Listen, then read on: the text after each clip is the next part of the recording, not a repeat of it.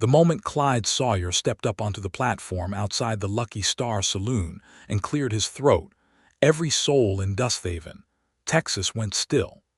It was a Tuesday in late October of 1882, and the air carried the bite of an early autumn chill that had swept down from the Panhandle overnight. The main street was packed shoulder to shoulder with people who had come to hear the sheriff speak: farmers in sun-bleached overalls, merchants in their Sunday vests, women clutching shawls, children perched on fence posts.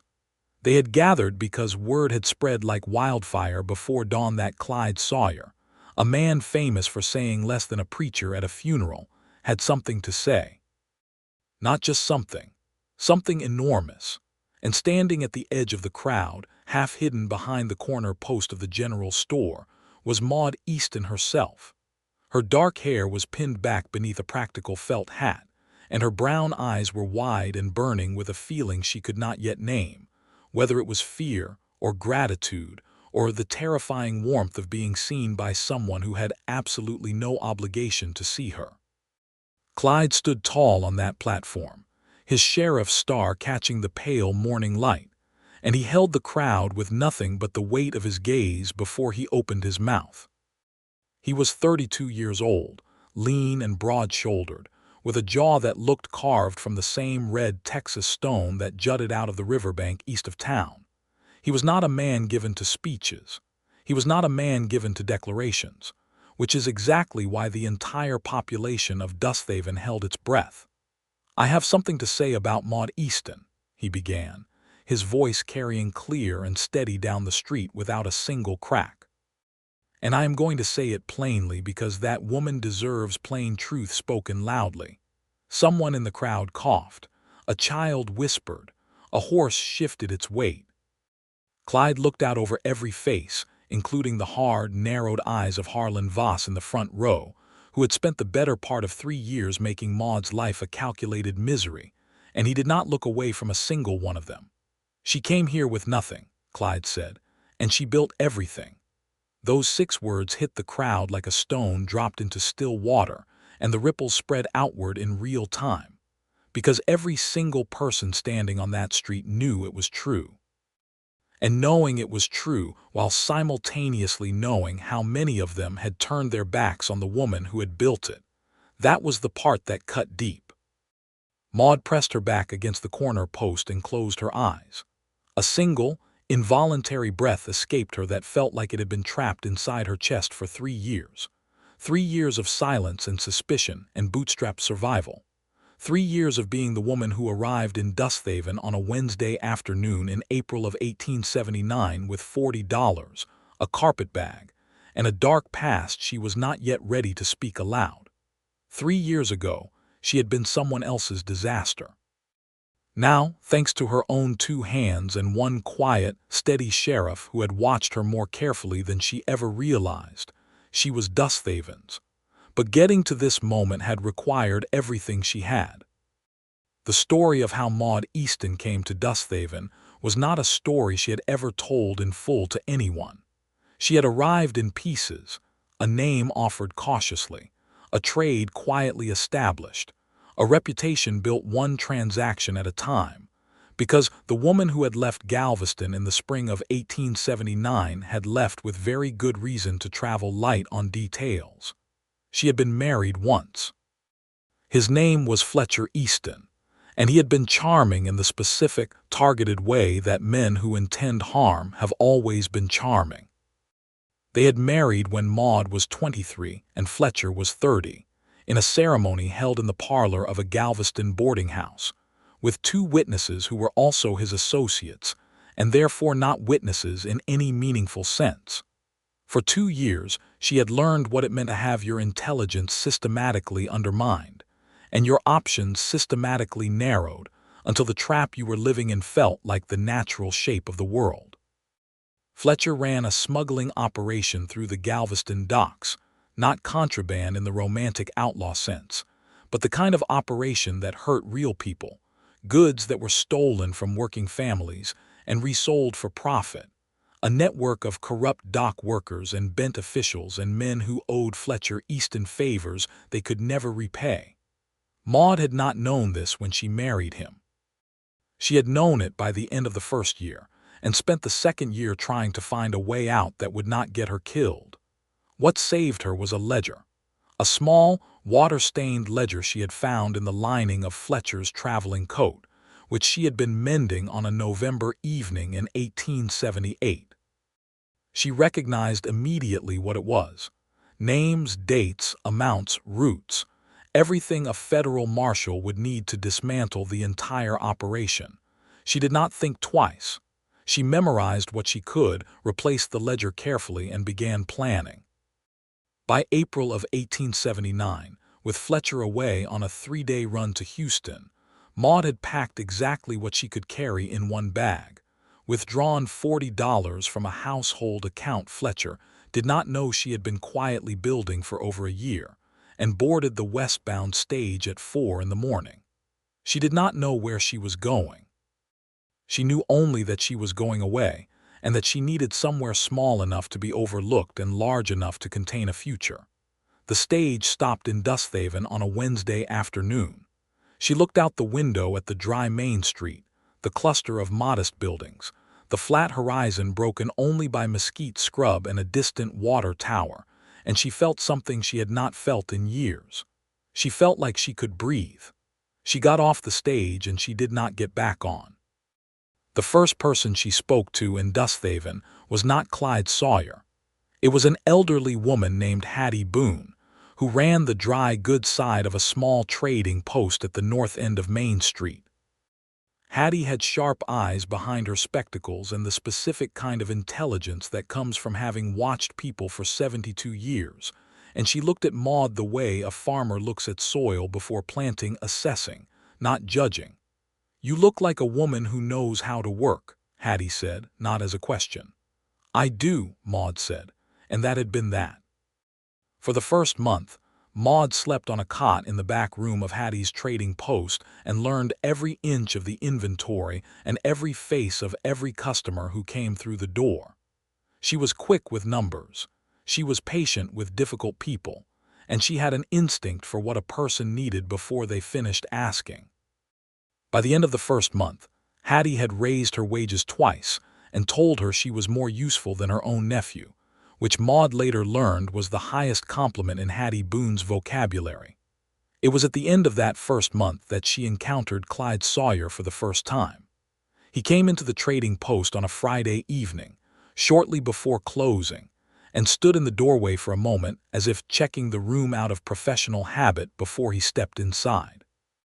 He wore his sheriff's star but held his hat in his hands, which Maude would later understand was a deliberate choice.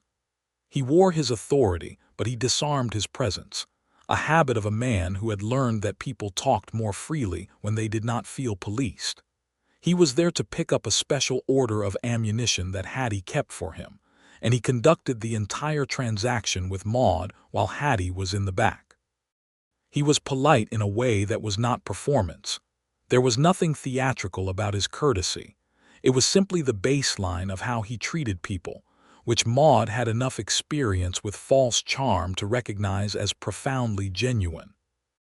"You're new," he said, not as an accusation or an interrogation, but as a simple observation. "A few weeks," she said. He looked at her for a moment, not with suspicion, but with the calm, attentive look of a man who was collecting information in good faith. Then he nodded, picked up his order, and said, "Dusthaven's a good town. I hope you find it so." He left. And Maude stood behind the counter and felt the strange, disorienting experience of having been assessed by someone in authority and found, apparently, to be simply a person. She did not trust it. Not yet. Trust was not something Maude Easton gave out freely in those first months in Dusthaven. She was cordial with everyone. She was warm with Hattie. She was careful with everyone else. There was a reason for this, and it was not paranoia. It was the entirely rational behavior of a woman who had discovered 3 months after arriving that Fletcher Easton had not, in fact, let her go quietly. She found out in July of 1879, when a man named Corbett appeared in Dusthaven. He was a thin, forgettable-looking man with a traveling salesman's sample case, and Fletcher Easton's eyes, by which Maude meant the specific watchful blankness of someone who was there to observe rather than to be observed. She spotted him on the street and felt her entire body go cold in the specific, cellular way that danger announces itself to people who have had sufficient practice recognizing it. She did not run. Running would have told him everything. Instead, she went back to the trading post, helped 3 customers with their orders, swept the back room, and then wrote out everything she knew about Fletcher's operation from memory. The ledger details she had memorized that November evening, the names, the routes, the corrupt officials on 4 sheets of paper, which she sealed in an envelope. That evening she walked to the sheriff's office. Clyde was at his desk when she knocked on the open door. He looked up from a report he was writing, and whatever he saw in her face made him set down his pen immediately. "Sit down," he said.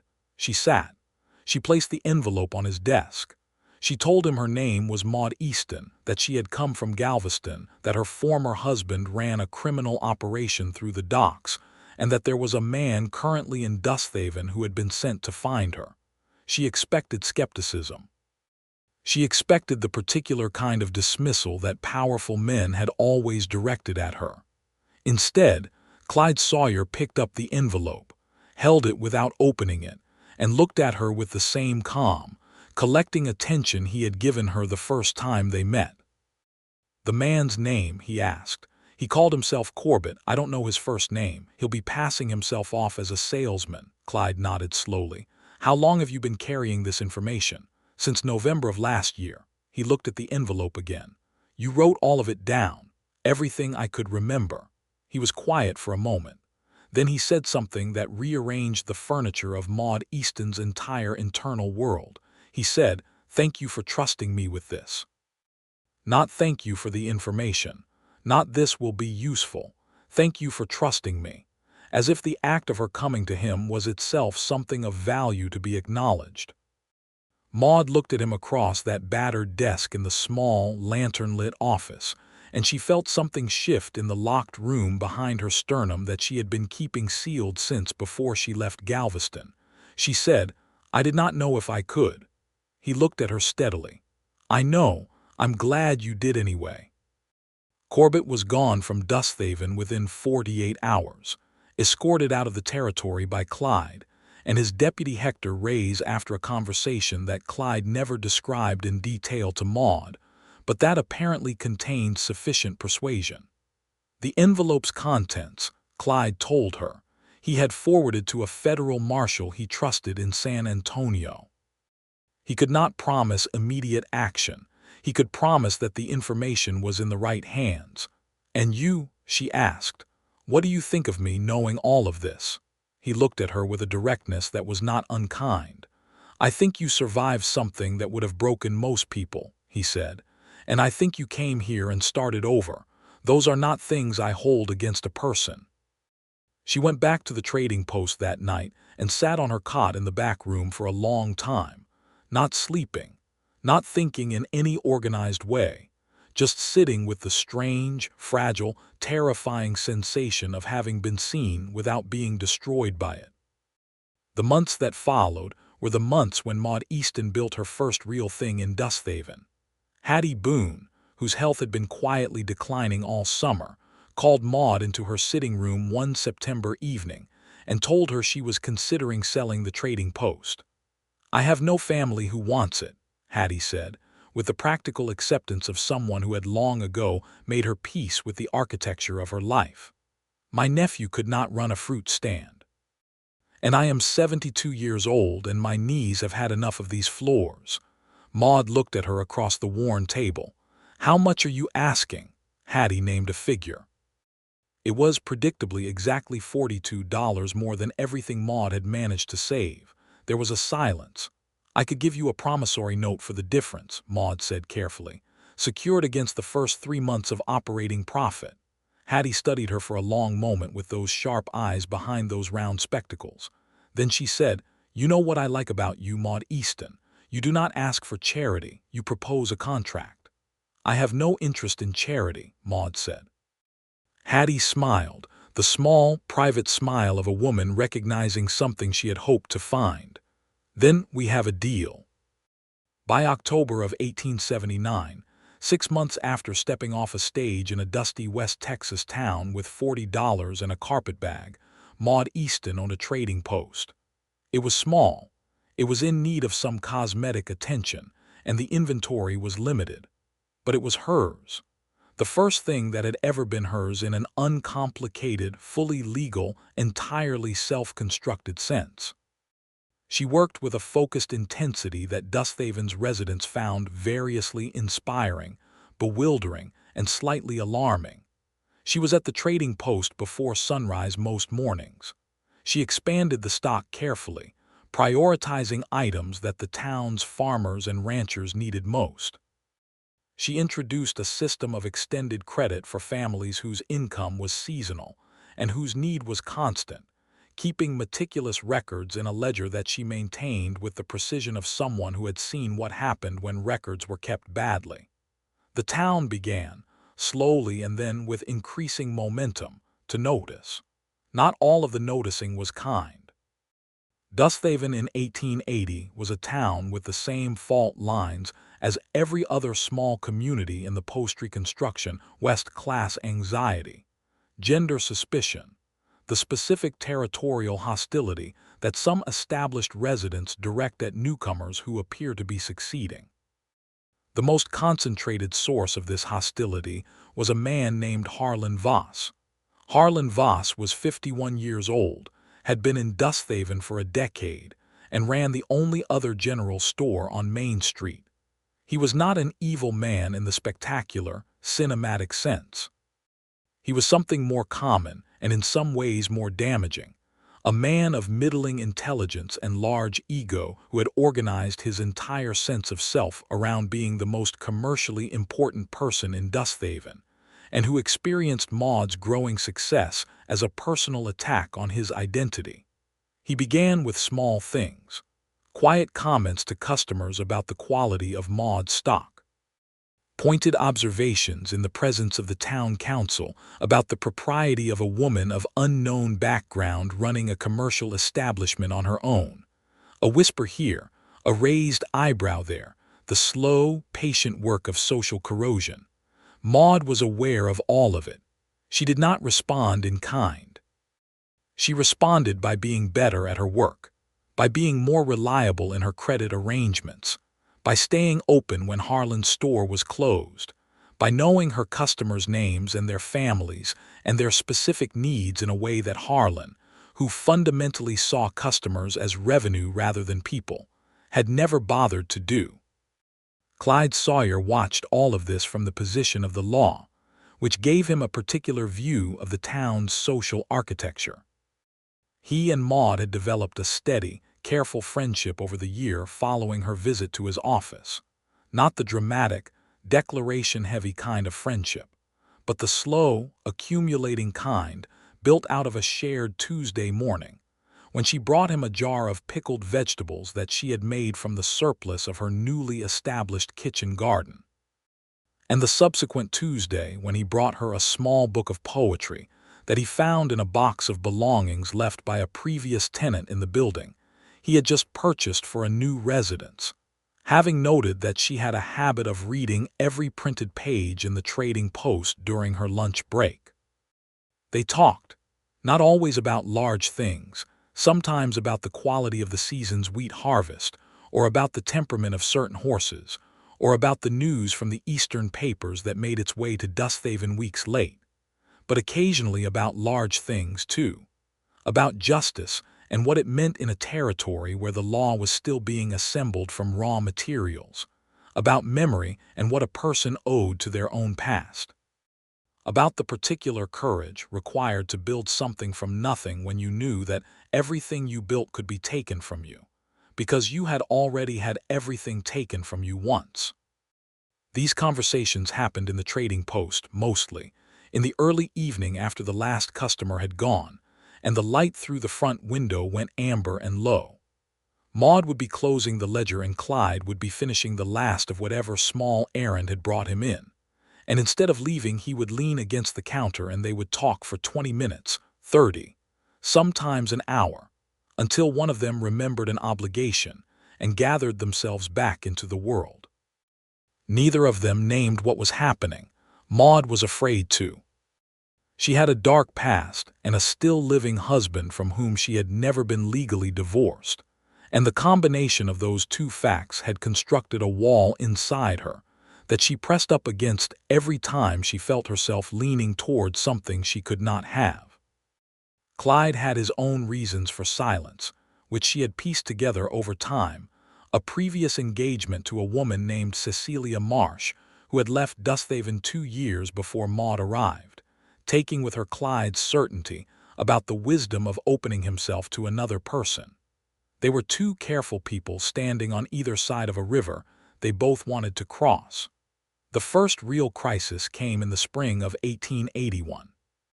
It came in the form of a letter, forwarded through 3 post offices, which arrived at the trading post on a Thursday morning in March, addressed in a handwriting that Maude recognized from the other side of the room. She stood in the middle of the store, the letter in her hands, and did not open it for 4 hours because she was attending to customers, and because she needed those 4 hours to prepare herself. When she finally opened it, alone in the back room at noon, it said exactly what she had feared. Fletcher Easton had found her, not physically. The letter, written in the smooth, controlled hand of a man who wanted her to understand that he was not desperate, that he was in control, that this was simply a business communication between 2 adults, made it clear that he knew where she was, that he had known for some time, that he was not interested in confrontation, but in a simple transaction. He wanted the ledger information she had forwarded to the federal marshal. He wanted the letter she had presumably written detailing his operation. He wanted a sworn statement from her that she had fabricated the whole thing. In exchange, he would consent to a legal divorce and leave her alone forever. She read the letter twice. Then she set it down and sat with her hands flat on the table and thought about what it meant. It meant someone had told him. Someone in Dusthaven had been in contact with Fletcher Easton, or with his people, and had provided him with information about her location and about the contents of the envelope she had given Clyde. That was the only way he could know about the specific documents. The betrayal of that, the fact that someone in this town, her town, the place she had chosen and built and invested herself in, had sold her information to the man she was most afraid of, was something Maude felt in her body before she felt it in her mind. It was a cold, nauseating certainty that dropped through her like a stone. She did not panic. She stood up, put the letter in her apron pocket, walked through the store to the front door, turned the sign to closed, and walked to the sheriff's office. Clyde was in. He looked up at her entrance and knew immediately that something was wrong, not from anything dramatic in her expression. She had too much practice keeping her face steady under pressure, but from whatever it was about her specific presence that he had learned to read over their 2 years of friendship. She placed the letter on his desk without a word and watched him read it. His jaw tightened imperceptibly as he read. When he finished, he folded the letter with the specific, controlled care of someone managing an intense response. "He knows about the federal documents," Clyde said. "Yes." "Which means someone here told him." "Yes." He looked at her for a long moment. "Are you afraid?" It was exactly the right question to ask because it assumed her safety was what mattered, not the investigative puzzle. She appreciated it so much she had to look away briefly before she could answer. "I am not afraid of him coming here," she said. "I am afraid of—" She stopped. "Afraid of what?" "Afraid that I have been wrong about this place, that I chose wrong. That I built something on—" She could not finish the sentence.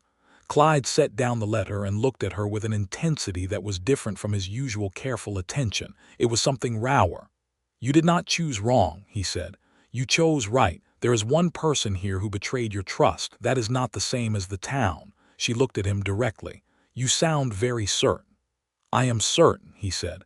"I know this town. I know its people. What happened here is one rotten timber, not a rotten foundation."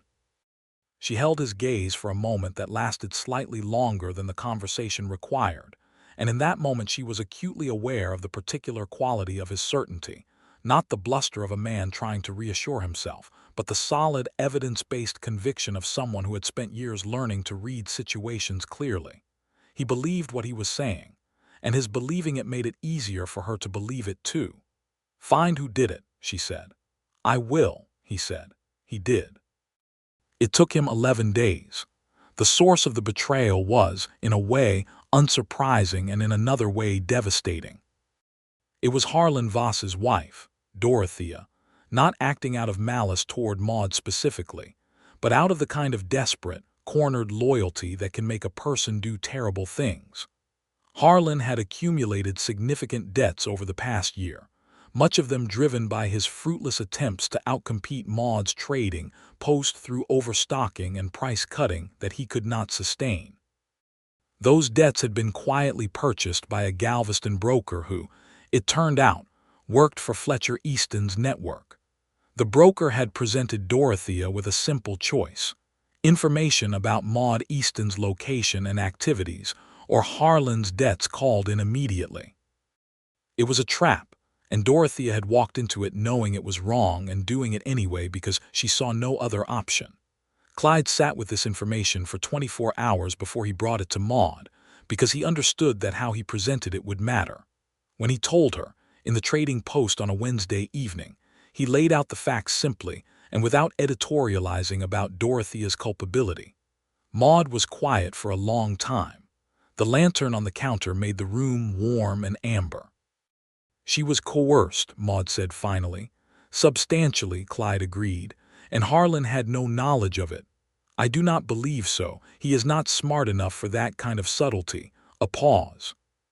"That is not intended kindly." Maude almost smiled. "I know. What do you want to do?" he asked. "About Dorothea, about the whole situation. It is your call to make, Maude. I will follow your lead." She looked at him across the counter with something that had been building in her for 2 years pressing hard against the inside of her chest. The fact that he had said it was her call, not that he would protect her, not that he would decide what was best, but that he would follow her lead, that was the kind of thing that a person who had spent 2 years in a relationship with someone who had systematically removed her agency from every decision of her life would feel with an almost physical impact. She straightened up and looked at the wall above the door for a moment, thinking. "I want to respond to Fletcher," she said. "I want to write him a letter." Clyde waited.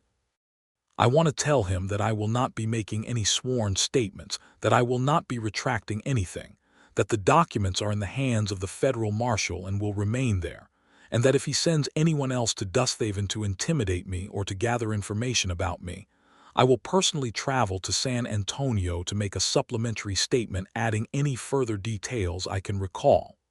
A beat of silence. "And about Dorothea?" Clyde asked. "I will not be pressing any charges against Dorothea Voss," Maude said. "She was trapped. But I would like you to inform the broker that the debt has been discussed with the county sheriff, and that any further attempt to use it as leverage will be treated as criminal extortion." Clyde looked at her. Something moved in his eyes, something that was too complicated and too large for the controlled setting of a professional conversation between a sheriff and a resident, and which he visibly chose not to act on. "You are remarkably good at this," he said quietly. "At what?" "At making decisions that are both right and strong at the same time. Most people can only manage one at once." She looked at him for a moment. Then she looked away because if she kept looking she was going to say something she was not ready to say. "I have had good practice," she said, "at surviving difficult situations. I have not always had good guidance. When I have had it," she stopped, then continued more carefully. "It makes a significant difference." She was not talking about survival tactics, and both of them knew it. The response to Fletcher went out the next morning, written in Maude's precise hand and co-signed by Clyde Sawyer, Sheriff of Dusthaven County, in his official capacity. There was no further contact from Fletcher Easton for months. The federal marshal in San Antonio, meanwhile, had been moving slowly but genuinely, and by August of 1881, A preliminary investigation into the Galveston docking network was officially underway. Maude's documented testimony was a significant part of its foundation. The legal divorce, when it came through in September of 1881, arrived not as a result of any arrangement with Fletcher. He had never had the leverage he thought he did, but through the standard legal process that Maude had quietly initiated with the help of a Galveston attorney that Clyde had identified and corresponded with on her behalf 3 months earlier, without telling her until the process was sufficiently advanced to be confident of the outcome. He told her about it on a Thursday afternoon. He came into the trading post, looked at the 2 customers still browsing, waited with characteristic patience for them to finish their purchases and leave, and then placed a folded document on the counter. She unfolded it, read it again. When she looked up, her eyes were very bright.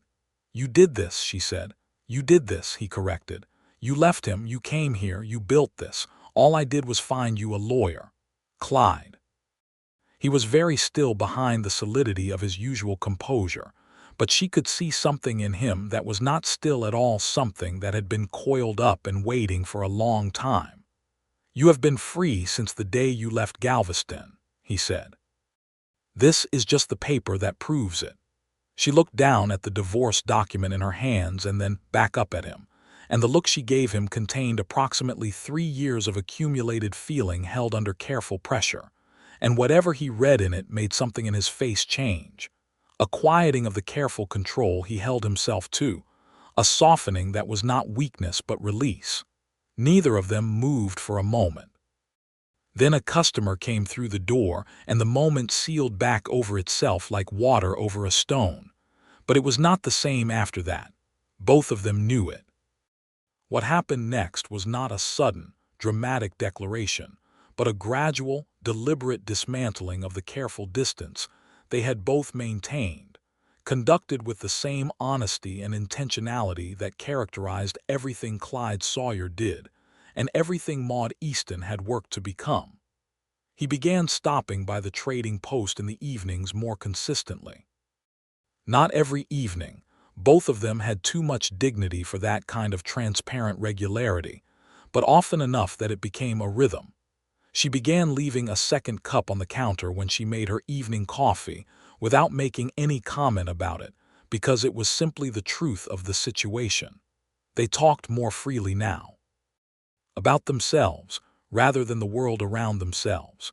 He told her about Cecilia Marsh, not bitterly, not with the studied indifference of someone who had never healed, but with the genuine equanimity of someone who had processed a loss and come out the other side with something useful, which was a clearer understanding of what he actually valued in another person. She needed someone who could give her more excitement than Dusthaven offered, he said. "I am not an exciting man. I am a steady man. Those are different things."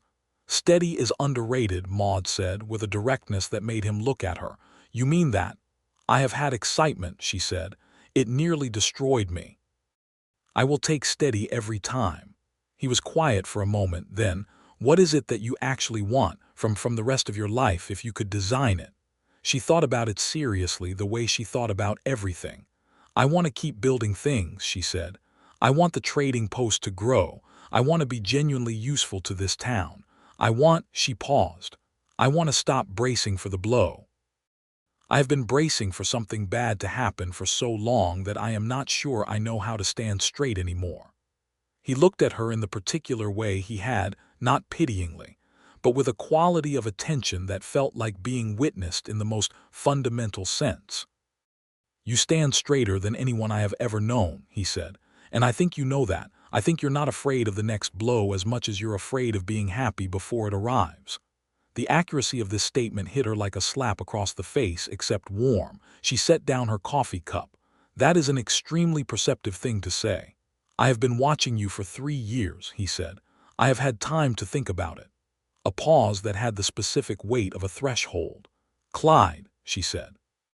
"Maude," he said, and the way he said her name was different from every way he had said it before. It was not the name of a resident he was helping or a friend he was advising, but the name of a woman he had been in love with for an embarrassingly long time and was finally, at 31 years old, and in the amber light of a trading post in Dusthaven, Texas, willing to admit to. She crossed the small distance between them and kissed him. It was not a tentative kiss. She had spent 3 years learning to do things with intention, and she did not stop now. He kissed her back with the contained, serious warmth of a man who had been careful for a long time and was now letting that care flow in a different direction. When they separated, she pressed her forehead briefly against his jaw, and he put one hand against her back, and they stood there in the quiet trading post in October of 1881 in the dying light, and let the moment be what it was. "I should have done that 8 months ago," she said. "I should have done that 2 years ago," he said. She laughed, a real laugh, unguarded, the kind she had only recently remembered how to make. "You would have done it earlier if I had been ready." "Yes," he said honestly, "I would have." What followed was the most quietly joyful period of Maude Easton's adult life. It was not without complications.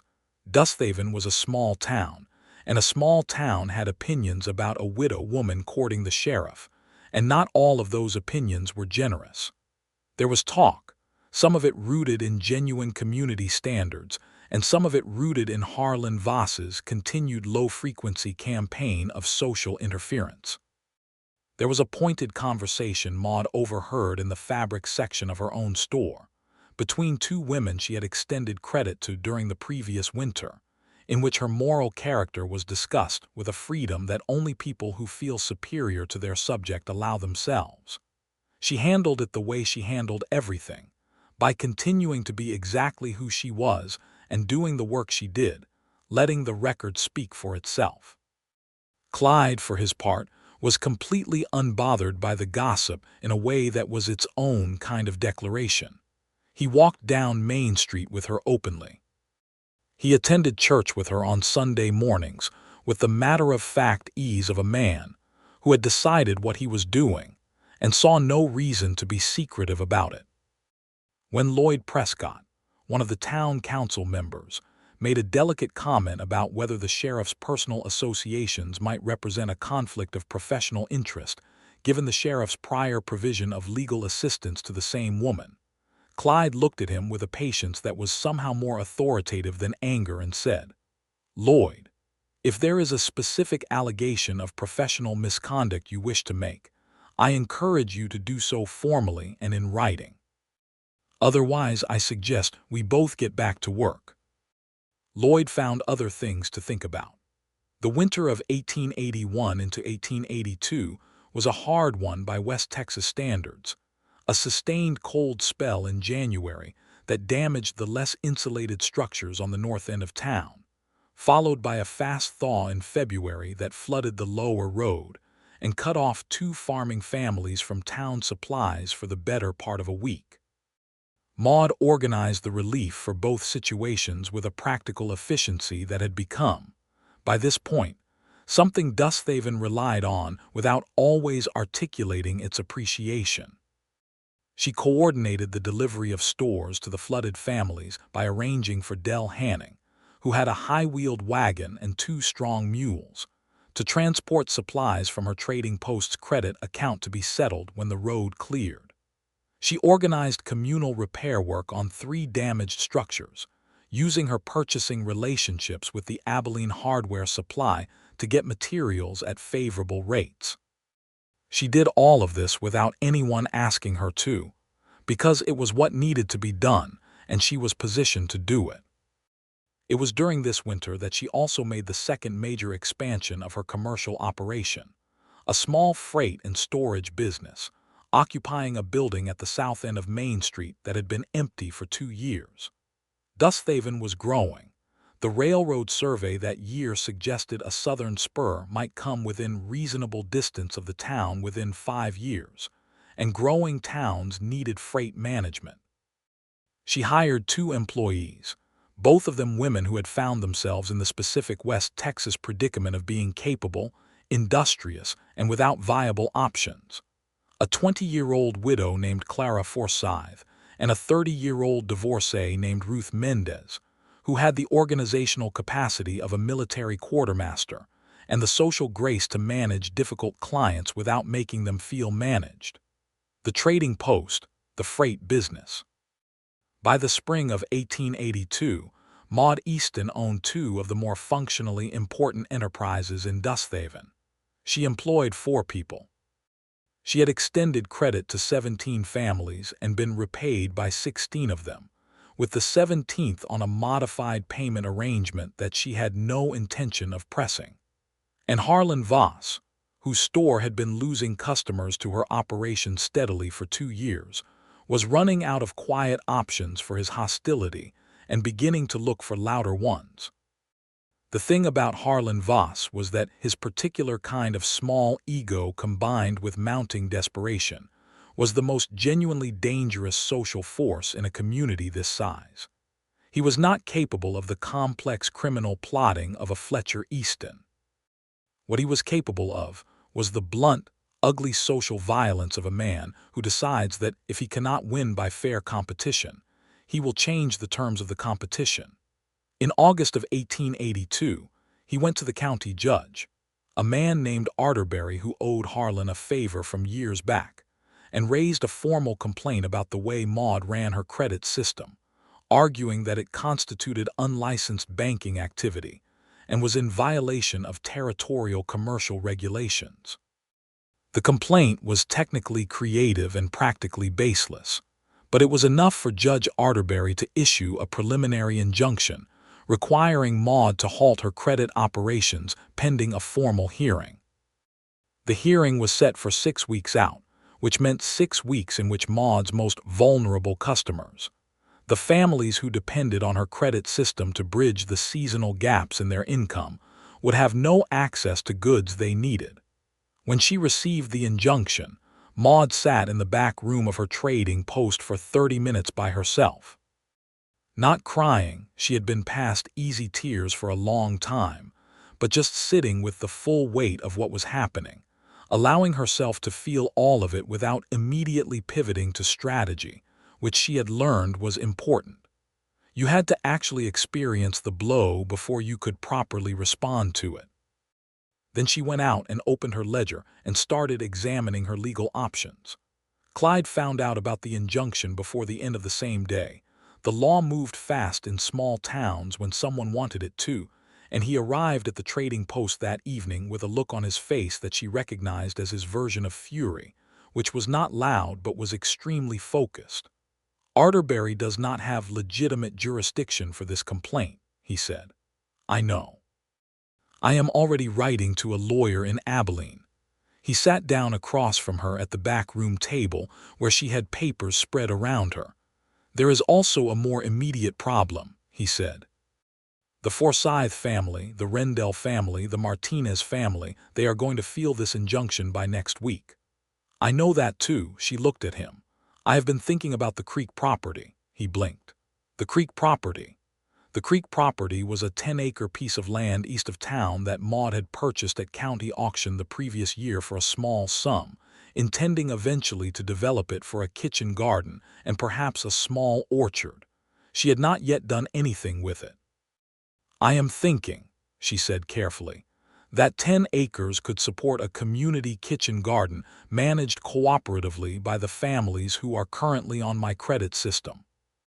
They would work the land, share the output, and the production itself would reduce their dependency on purchased goods. It does not require any credit activity.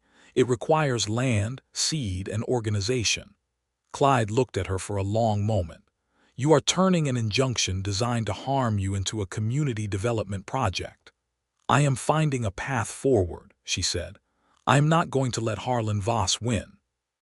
He is not going to win, Clyde said, with the flat certainty he reserved for things he had already decided. But your plan is brilliant. It is practical, she said, which was what she always said when she did something brilliant, because she had a constitutionally practical relationship with her own accomplishments. He reached across the papers and took her hand just for a moment, just the brief, grounding pressure of his fingers over hers, and then let it go and picked up her notes to review them. She looked at the side of his face in the lamplight and felt, as she sometimes did in these moments, the specific vertigo of having arrived somewhere she had not believed she would ever arrive. This man, reading her business notes with complete seriousness, holding her hand briefly in a crisis, walking beside her down the main street of a town she had helped build with no more drama than if it were the most natural thing in the world. This was not something she had known how to want when she was 23 years old in a Galveston parlor making a terrible decision about a charming man. She had not had the map for it. She had it now. The legal fight over the injunction went through September.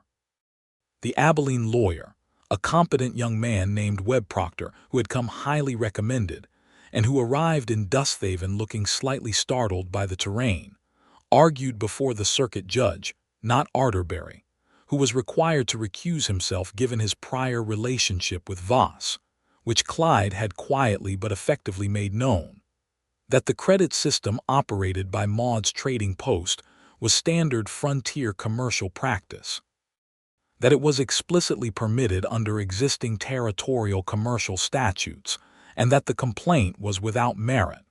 The circuit judge agreed. The injunction was dissolved in the third week of September, with a note in the judgment that the original complaint appeared to have been filed in bad faith. Harlan Voss, publicly humiliated for the second time in a year, and now facing the commercial reality that his store was genuinely no longer competitive, made one final attempt at relevance in late September that backfired so completely it became the pivot point of Dusthaven's social reckoning. He called a town meeting. He stood up in the meeting hall and announced that he wanted to raise a formal community discussion about Maude Easton's fitness to be a major commercial presence in Dusthaven, citing her unknown background, her prior relationship with a criminal operation, and what he called the inappropriate influence she held over the town's sheriff. He had miscalculated his audience dramatically. Del Hanning stood up first and described, in simple terms, how Maude's freight arrangements had saved his family $300 in transport costs that year. Clara Forsyth stood up next and described what it had meant to have a job after her husband's death. Ruth Mendez stood up after her.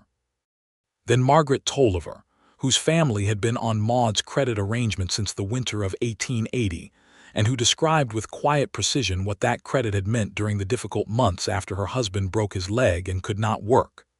Then 6, 7, 8 more people, one after another, standing up in that room and saying the same thing in different words. This woman had helped us. This woman had built things that we depend on. This woman is part of this town. Harlan Voss sat down before any of them had finished. And the next morning, Clyde Sawyer stood on the platform outside the Lucky Star Saloon at 8 in the morning and said to all of Dusthaven, plainly and permanently, "She came here with nothing, and she built everything." Maude, standing at the corner of the general store, pressing her back against the post and listening, heard every word. After Clyde finished speaking, the crowd held its silence for a moment that stretched and expanded with the specific quality of a collective reckoning. All these people understanding at the same time what they had and what they might so easily have allowed to be taken from them. Then Hector Reyes, Clyde's deputy, started clapping. And then Margaret Tolliver, and then Del Hanning, and within 30 seconds the applause that rippled down that main street was the loudest sound Dusthaven had made since the last 4th of July celebration, which had included actual fireworks. Maude stood at the corner post and let the sound wash over her. She was not a woman who cried easily, and she did not cry now, but her throat ached with something profound and complicated, and her hands shook slightly, which she noted with some interest because she had stopped being a person whose hands shook some years ago. The crowd began to disperse. Clyde stepped down from the platform, and she watched him talk to 3 or 4 people, nodding, shaking a hand, and then looking around with the specific, searching look of someone trying to locate a specific person in a crowd. He found her eyes across the street. She watched him read her face from 30 yards away, and whatever he read there made him excuse himself from the conversation he was in with a brief nod and walk toward her. He stopped in front of her at the corner post, and for a moment they just looked at each other, and the whole of what had just happened, all the weight and history and work of it, was present in the space between them. "You heard that," he said. "The whole town heard that," she said. "Good," he said. "That was the point." She looked at him. "You did not tell me you were going to do that." "No," he agreed. "Why not?" He thought about it. "Because I was afraid if I told you, you would have talked me out of it," he said. "You would have said it was unnecessary, or that you did not need a public defense, or that you were handling it fine on your own, all of which is true." But he stopped. "But," she prompted. "But I have wanted to say it for 3 years," he said. "And last night I decided I was going to say it, publicly and clearly and with no ambiguity." She studied his face. "And the part about the way you said it." "The specific way." "The specific way," he said carefully, "was the way I actually see it, and I think it was important for this town to hear it in those terms. Not just that you have done well, that you did it from nothing, that you built every single thing you have here by your own labor and your own intelligence and your own courage. That is not a small thing. That is—" He stopped again. "That is what?" she asked softly. He looked at her with the full, unguarded attention that he had been developing and refining over 3 years of careful friendship, and 1 year of something much more than that. "That is the most impressive thing I have ever witnessed," he said. "And I have wanted you to know that I see it completely for a long time." The street was mostly empty now. The early morning light was full and clean across the storefronts. She reached up and took his face in her hands, right there on the main street of Dusthaven, Texas, in the middle of the morning on a Tuesday in October of 1882, and kissed him with all the deliberateness and intention and fully healed heart she had spent 3 years building back up from ash. He kissed her back with everything he had. When she pulled back, she was slightly out of breath, and he was smiling in the rare, uncontrolled way that only appeared on his face in moments of genuine surprise at his own happiness.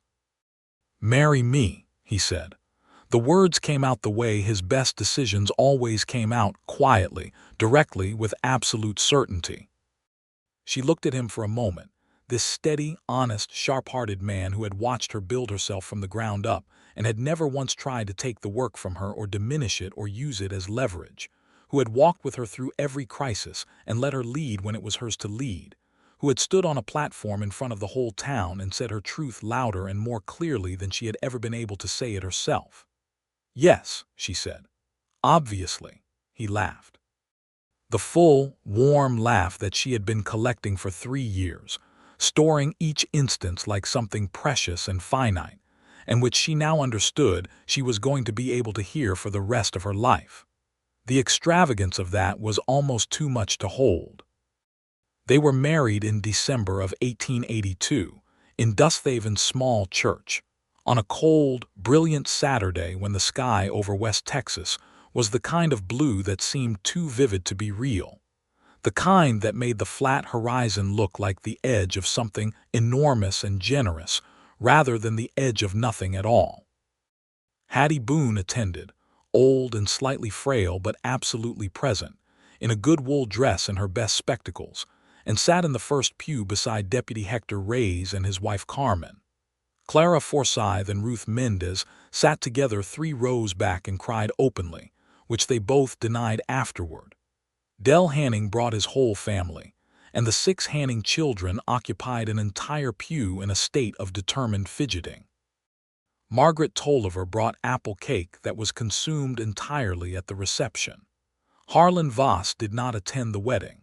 His store closed for good in January of 1883, and he and Dorothea left Dusthaven for his wife's family in San Antonio. Before they left, Maude encountered Dorothea on the street outside the trading post, in a moment that had the quality of a confrontation but resolved, under Maude's management of it, into something entirely different. She stopped Dorothea and looked at her with the clear-eyed assessment of a woman who had decided something well in advance of the moment. "I know what happened with the broker," Maude said. "I know you were trapped. I'm not carrying any anger about it. Dorothea Voss looked at her with eyes reddened from the specific exhaustion of a hard few years and said, in a voice that was very quiet, "I am sorry. I am genuinely sorry." "I know," Maude said. "Go well." It was perhaps more forgiveness than Dorothea had expected, and certainly more than she had given herself. She left Dusthaven carrying it like something she was not sure what to do with. The investigation into Fletcher Easton's Galveston operation, meanwhile, had been grinding forward through the federal machinery with the slow, thorough momentum of a process that was going to reach its conclusion regardless of how long it took. In February of 1883, Maude received a letter from the federal marshal's office in San Antonio informing her that Fletcher Easton and 4 associates had been indicted on charges including theft, fraud, conspiracy, and bribery of public officials. The trial was set for the following summer. Her documented testimony would be used as foundational evidence, and while she was listed as a potential witness, the indictment was strong enough that the marshal expected a plea arrangement before any trial became necessary. Maude read the letter at the kitchen table of the house she now shared with Clyde. A solid, 2-story adobe structure on the east edge of town that they had been furnishing gradually with the specific pleasure of 2 people who had both been without a home of their own for long enough to find enormous satisfaction in choosing where a chair should go. She read it twice, then placed it on the table and looked at the morning light coming through the kitchen window. Clyde came in from outside, stamping dust from his boots, and looked at her. "News," he said. She told him. He sat down across from her, read the letter himself, and then sat with it for a moment. "It is nearly over," he said. "It is nearly over," she agreed. And then she said with a calm that was real rather than performed, "I am not afraid of it anymore. The trial, the testimony, any of it. I thought I would still be afraid when it came to this point, but I am not." He looked at her. "Because of what you've built here. Because of everything," she said. "The work, this town." She paused. "When I left Galveston, I was running away from something. Everything I did for the first year here was still about running. I just happened to be running toward things instead of away. At some point it stopped being running and started being just living. Actually living in a place that is mine, in a life that is mine." She looked at him. "You had a lot to do with that." "You had everything to do with that," he said. "I was just present for it." "Being present matters," she said. "Being consistently, reliably, genuinely present is not a small thing. Do not diminish it." He looked at her, and the expression on his face was one of those expressions that only appear on a person when they are receiving exactly what they most needed without having asked for it. A validation so specific and so accurately targeted that it bypasses all the usual defenses. "I love you," he said. Not dramatically, not as a declaration designed to be witnessed, just the simple, true statement of a man who had loved this woman for a long time and was still finding new reasons to love her every day. "I love you," she said, with the same quietness and the same certainty. Spring came to Dusthaven with the particular alacrity of a West Texas spring, going from cold to warm almost overnight in a way that always felt slightly implausible no matter how many times you had witnessed it. The Kitchen Garden Cooperative on Maude's Creek property, which had been running since the previous autumn and had produced a substantial winter crop of root vegetables and greens, expanded in the spring into a more ambitious operation, adding fruit trees that Maude had ordered from a nursery in Austin, and a small irrigation channel that Hector Reyes, who had grown up on a farm and knew considerably more about water management than most people gave him credit for, helped design and build on his days off. The trading post continued to grow. Maude brought on a 3rd employee, a young man named James Beaumont who was 17 and had been doing odd jobs around town for 2 years. He was quick and eager and had an aptitude for the freight work that made Ruth Mendez's life significantly easier. By the summer of 1883, the trading post and freight operation together employed 5 people, and were the commercial backbone of Main Street in a way that even the most stubborn skeptics of 3 years ago could not deny. And then, in June of 1883, Maude discovered she was pregnant. She had suspected for 2 weeks before she was certain, and she sat with the certainty for 3 days before she told Clyde, not because she was uncertain about telling him, but because she wanted to have processed it herself first, to have sat inside the full reality of it, the staggering, improbable, beautiful reality of it, before she shared it with anyone else. She told him on a Sunday evening. They were sitting on the front porch of their house, watching the last light drain from the sky over the western horizon, a private ritual that had become one of the best parts of their days. "Clyde," she said. He said. "I am going to have a baby." The silence lasted approximately 4 seconds, which was the time it took for the information to travel from his ears to whatever part of him processed the things that mattered most. Then he turned to look at her with an expression she had never seen on his face before, a wild, luminous, slightly stunned happiness that had dissolved every bit of his characteristic composure and left behind a man who looked like he had just been handed something too large and too good to hold with any steadiness. He said nothing for a moment. Then he said very quietly, "When? December, I think, around Christmas." He reached over and took her hand, turned it over in both of his the way he sometimes did when he was thinking hard about something, tracing the lines of her palm with his thumb. She watched him do this, watched him organize himself around the information, watched him arrive at the other side of the shock at something that was no longer shock, but simply the settled, enormous fact of a future that was bigger and more various than even a man who had been quietly hoping for it had imagined. "A Christmas baby," he said, "or close enough to it that the child will complain about combined gifts for the rest of their life," she said. He laughed. Then he turned and pulled her against him on the porch bench, and she leaned her head against his shoulder, and they sat watching the last gold edge of the sun disappear behind the flat West Texas horizon, both of them containing a happiness that felt almost too substantial for a single evening.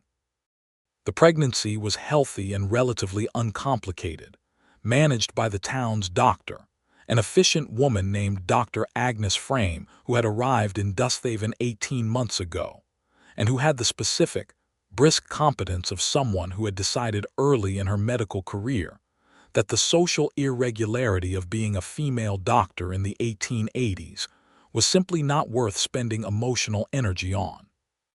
She and Maude had a mutually respectful relationship built partly on professional regard and partly on the shared experience of being women who had built their own place in a world that had not originally made room for them. "You are in excellent health," Dr. Frame told her at her first examination. "You are also going to need to delegate more of the heavy freight work. I am aware that you have employees for exactly this purpose." "I am aware of that too," Maude said. "Good. Then do it." Maude delegated. It was, she admitted privately to Clyde, more difficult than she had expected, not because she did not trust her employees, but because the act of relinquishing the physical portions of her work meant relying on other people in a way that her independent instincts resisted. But she did it, and she found that Ruth and Clara and James managed admirably, and that the experience of trusting her team was itself a kind of growth. The baby arrived on the 28th of December, 1883, 5 days after Christmas, in the bedroom of the East Side adobe house with Dr. Frame in attendance and Clyde pacing the kitchen with the controlled anxiety of a man who was maintaining his composure through sheer force of will and not finding it entirely easy. It was a boy, 7 pounds, strong-lunged, with a head of dark hair and the specific alert expression of a baby who has arrived in the world and is already assessing the situation. They named him William Hattie Sawyer, the first name for no one in particular, but because it was solid and good, and the middle name in honor of Hattie Boone, who upon being informed of this honor cried for the first time in approximately 15 years, and then recovered herself, and said it was entirely unnecessary, and then cried again. In the spring of 1884, The federal plea arrangement that the San Antonio marshal had predicted came through. Fletcher Easton pleaded guilty to charges of fraud and criminal conspiracy. He was sentenced to 7 years in a federal penitentiary in the eastern part of the state. Maude's testimony was formally recognized in the marshal's correspondence as central to the case. She received the news and felt, finally and completely, the release of the last bit of coiled tension she had been carrying since November of 1878, when she had found a water-stained ledger in the lining of a traveling coat. She had been carrying some portion of that tension for over 5 years. Feeling it leave was like setting down a weight she had been holding for so long she had forgotten it had a physical sensation. She was in the trading post when the letter arrived. She read it. Then she set it down on the counter and looked around the room she had built, the organized shelves, the clean counters, the ledger that was hers, the key hanging by the door that was hers. And she felt a wholeness that she recognized as being the particular sensation of a life that has arrived, despite all reasonable odds, at something very much like what it was always meant to be. William Sawyer grew at the rate that babies grow, which is to say extremely fast, and in ways that his parents found simultaneously delightful and slightly alarming. He was a curious, good-tempered child who showed an early fascination with the trading post's inventory that Maude took to be either a vocational sign or simply the result of being brought to work more often than was technically recommended. By the time he was walking confidently, he had strong opinions about which shelf the dried beans should be on, which Maude found professionally relatable. Dusthaven itself grew through the middle 1880s in the way that towns grow when the railroad comes. The survey had been right. A southern spur of the Texas and Pacific Railway came within 12 miles of Dusthaven in 1885, and the effect on the town's commercial activity was immediate and substantial. New families arrived. New businesses opened. Main Street doubled in length. The population went from approximately 250 people to over 400 in the space of 18 months. Maude's trading post and freight operation were positioned better than any other business in town to absorb and benefit from this growth, because they had the relationships, the credit history, and the operational infrastructure that new businesses were still building. She expanded the freight building, hired 2 more employees, and established a supply relationship with a wholesale operation in Abilene that gave her a pricing advantage that made the business the most competitive commercial enterprise between Dusthaven and the nearest railway depot. She was 30 years old in 1885, and she had built, by any reasonable accounting, a small commercial empire out of $40 and 3 years of work. The fact of this did not make her complacent. It made her curious about what came next. What came next, in the spring of 1886, was a second pregnancy. She was less surprised this time, and Clyde was less stunned, though he was no less moved. She discovered that his response to news of this kind had a beautiful consistency to it, a kind of arriving at the fact of more love in the world reaction that she thought was one of his finest qualities. The second child was a girl, born in November of 1886, 7 pounds and 2 ounces, and possessed of a quantity of opinions about the world that were apparent from approximately the 3rd day of her life.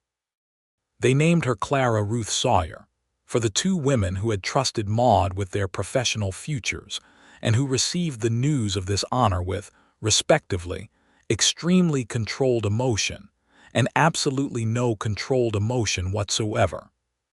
Clyde, by this point well into his 2nd term as sheriff of Dusthaven County, had developed the particular professional serenity of a man who was very good at his work, who was respected by his community, and who had the rare satisfaction of a private life and a professional life that were both genuinely fulfilling. He was 36 years old and looked it in the best way, the kind of looked it that means a face has acquired character and substance rather than simply age. He and Maude had built a life together that was, in the specific way of things built by 2 capable and intentional people, both more ordinary and more extraordinary than either of them had imagined. Ordinary in the daily texture of it, the morning coffee on the porch, the evening conversations, the management of children and business and community obligations, the small repairs and decisions and rituals that constitute an actual life rather than a romantic concept of one. Extraordinary in the foundation of it, the trust they had built, the history they had survived together, the specific depth of understanding between two people who had each seen the other at their most stripped back and most essential, and had chosen, consistently and deliberately, to stay. Hattie Boone died in the autumn of 1887, peacefully and at home, and with the clean conscience of someone who had spent 79 years doing considerably more good than harm. Maude was at her bedside, holding her hand, and it was the kind of grief that contains within it, alongside the genuine loss, a profound gratitude for the fact of the person and the difference they had made. Hattie Boone had given Maude a chance in a trading post on Main Street in Dusthaven, Texas. When Maude had $40 and a carpetbag and a dark past she was not ready to talk about. She had given her a chance with no performance required, no documentation demanded, no conditions beyond the expectation of honest work. It was the kind of chance that changed the whole architecture of a life. At the small graveside service, Clyde stood beside Maude with William on his shoulders and Clara in the crook of his arm, and Maude spoke briefly about who Hattie had been, not a eulogy in the formal sense, but a few true sentences about a woman who had seen the world clearly and responded to it honestly. Afterward, several people told her it was the best thing said at any funeral they had attended in Dusthaven, which Maude accepted with her characteristic practical brevity. The late 1880s in Dusthaven were full in the way that a well-built life is full, not empty of trouble, because no life is, but full of the resources to meet trouble when it arrived. There was a drought in 1888 that required the same kind of organized community response that Maude had provided in the floods of 1882, and by now the mechanisms for that response, the cooperative garden on the creek property, the credit system, the freight network were well established enough to absorb the impact without anyone going without. There was a fire in 1889 that destroyed 2 buildings on the south end of Main Street, including the original building that had housed Maude's freight operation. Nobody was hurt. Maude had the freight business operating out of a temporary space within a week, and had secured the construction financing for a new permanent building within a month, because, by this point, her commercial relationships in the region were solid enough to move quickly when circumstances required. William Sawyer started at the Dusthaven schoolhouse in the fall of 1889, at the age of 5½, armed with a reading level that was approximately 3 years ahead of his age group, which Maude attributed to the fact that she had been reading to him since approximately the first week of his life, and that the trading post contained a reasonably diverse selection of reading material that he had been absorbing since before he could formally read. He was also, his teacher noted with affectionate resignation, thoroughly convinced that he already knew most of what was being taught, a personality trait that Maude recognized with a complicated mixture of pride and familiar self-awareness. Clara, who began her school years 2 years after William, was a different proposition, entirely less interested in knowing things already and more interested in doing things immediately, with a quality of decisive, physical engagement with the world that reminded Clyde of Maude's early days in Dusthaven, and which he found both wonderful and faintly terrifying in the particular way that parents find their children's most self-directed qualities both wonderful and terrifying.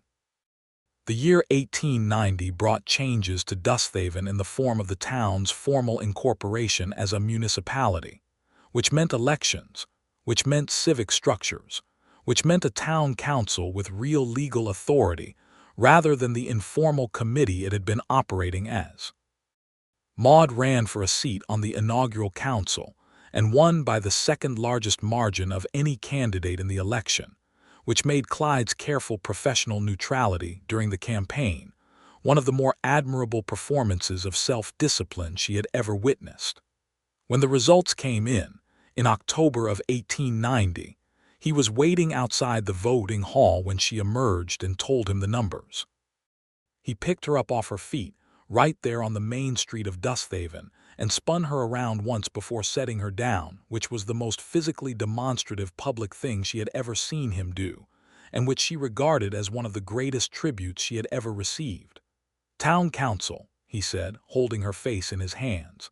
"Town Council," she confirmed, slightly breathless. "What are you going to do first?" She thought about it for exactly as long as it took her to locate the answer she had already been thinking about for 2 months. "I am going to propose a formal public school expansion to accommodate the children coming with the new families, and a sanitation improvement program for the south side of town, and a municipal fund for emergency community support." He looked at her with the full, open, unguarded adoration that he no longer had any reason to contain. "Of course you are."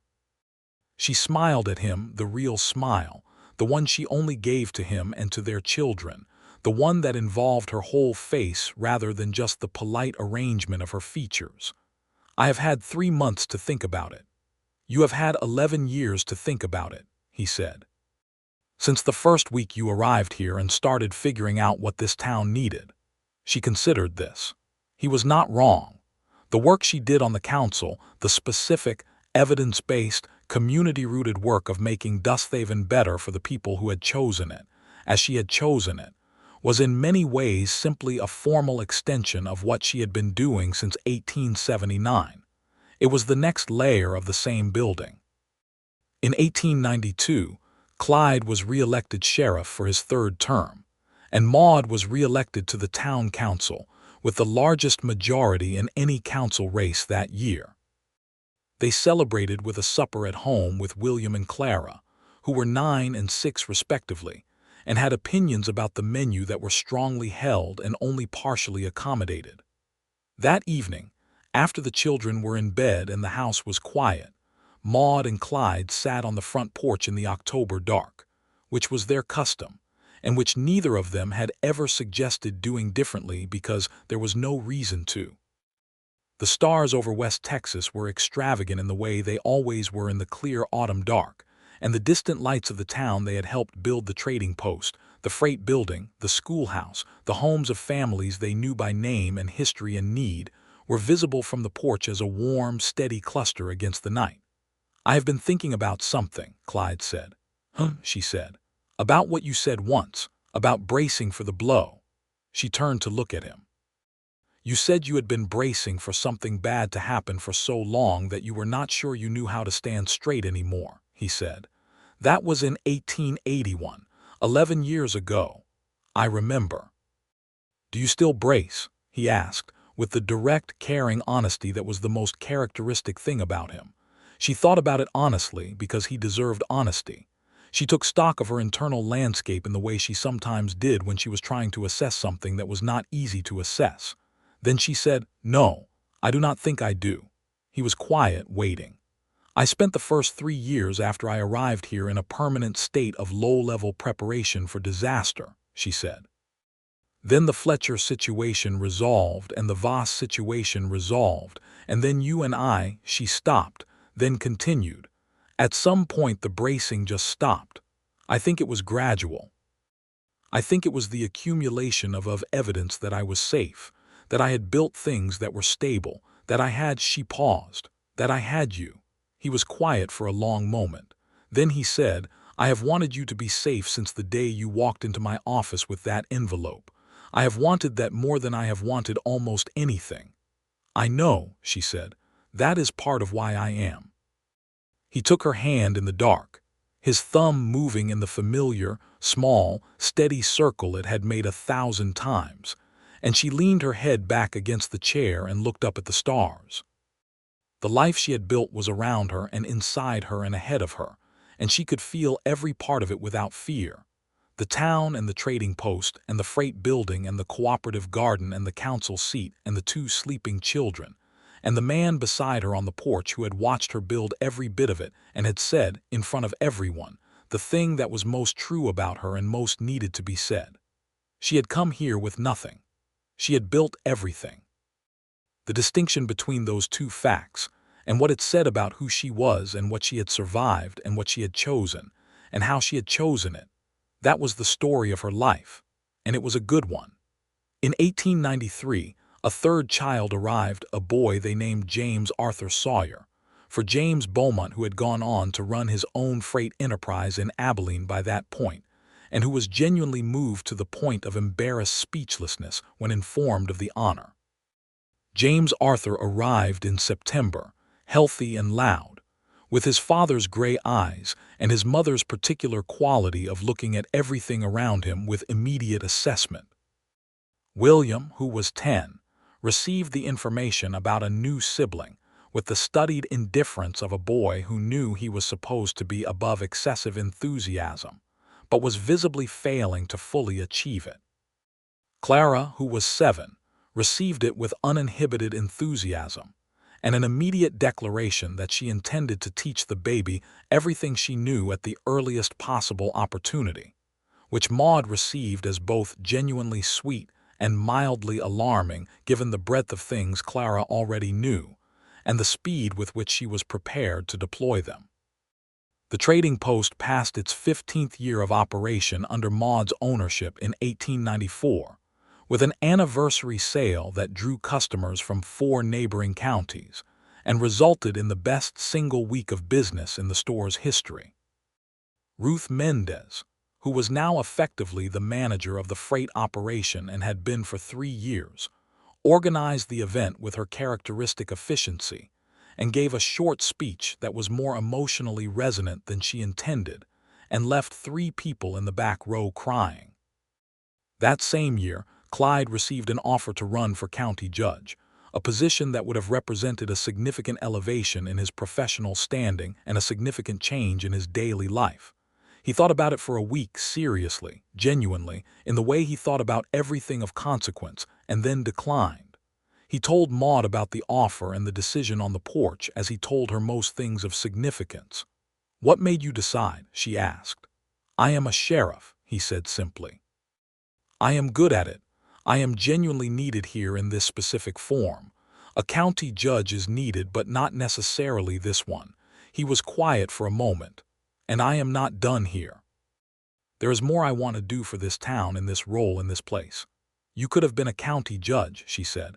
"You would have been an exceptional county judge." "Probably," he agreed with the complete lack of false modesty that she had always found both charming and characteristic.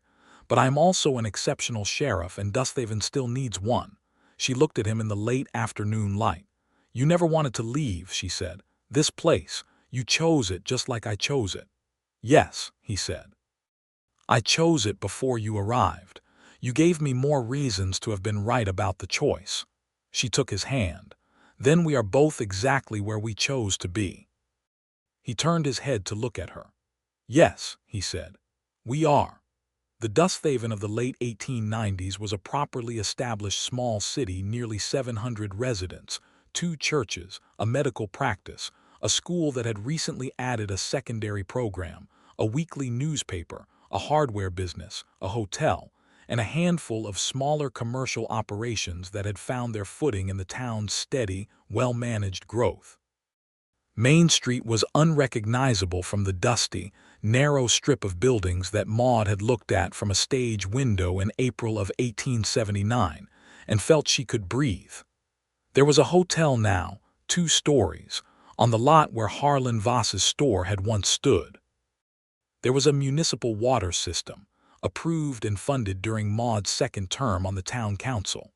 There was a library, a small, real library, with shelves and card catalog and a trained librarian who had come from Abilene, which was entirely the result of a council initiative that Maude had proposed, argued for, and pushed through over 2 terms of incremental budget negotiations.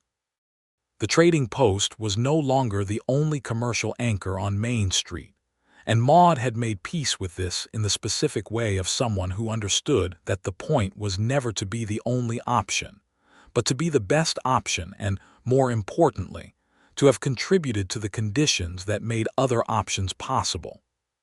The freight operation, run now largely by Ruth with Maude's strategic oversight, was the dominant transportation business in the eastern Dusthaven County area, with contracts from 3 ranching families, the school district, and the municipal government.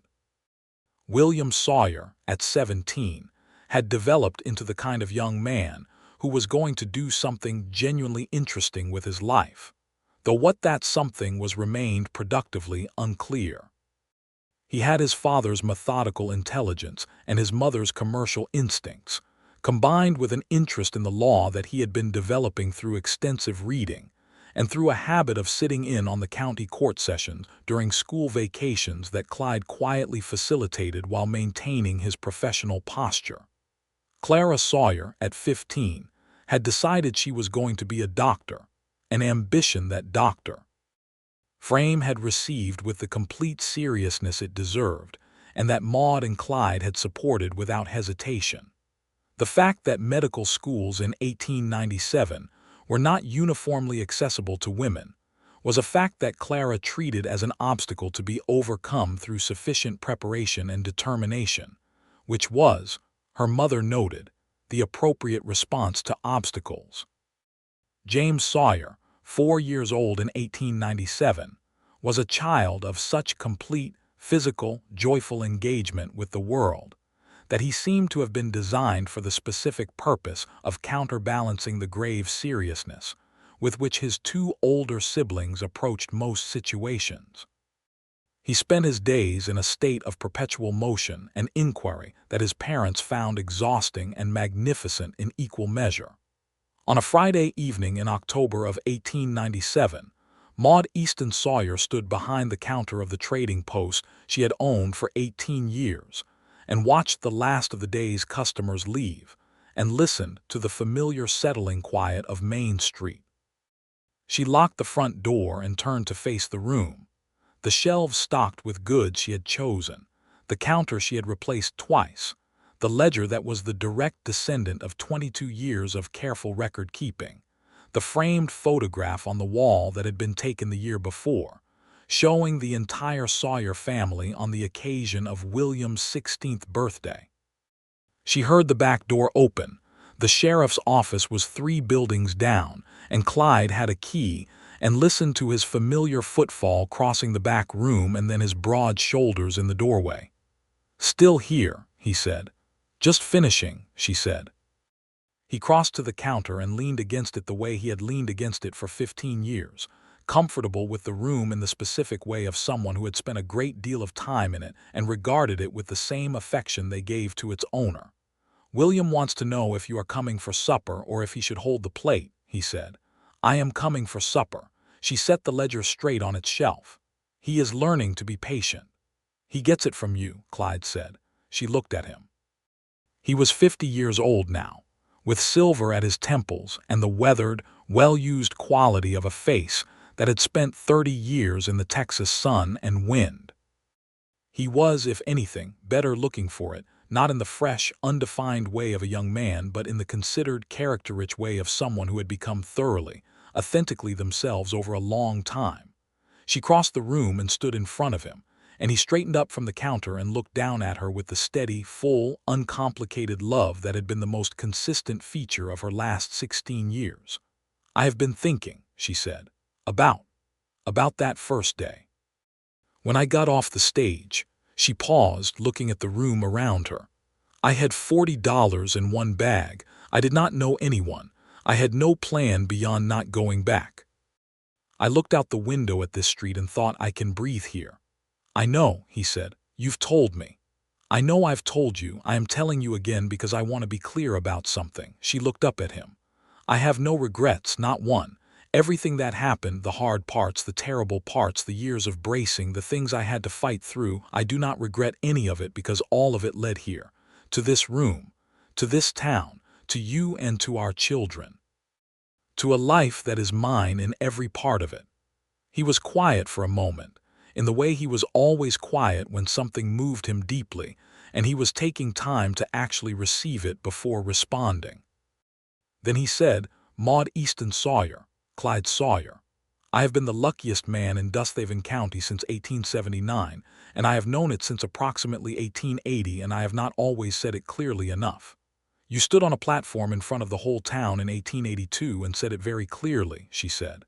"I intend to keep saying it," he said, "in whatever form seems appropriate." She smiled, and this time it was the full, whole-face smile, the real one. "Then supper," she said, "and then you can tell me whatever form you had in mind." He laughed, and she took his hand, and they walked out of the trading post together into the October evening, the cool, clean air of West Texas in the fall, the stars beginning to appear at the edges of the darkening sky, Main Street quiet and warm with lamplight from windows, the town spread out around them in the specific, familiar way of a place that is known and claimed and loved. Dusthaven, Texas, 1897, 700 people.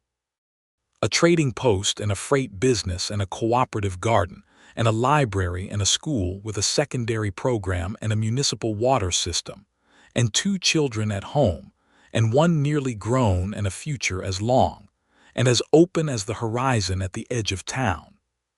She had come here with nothing.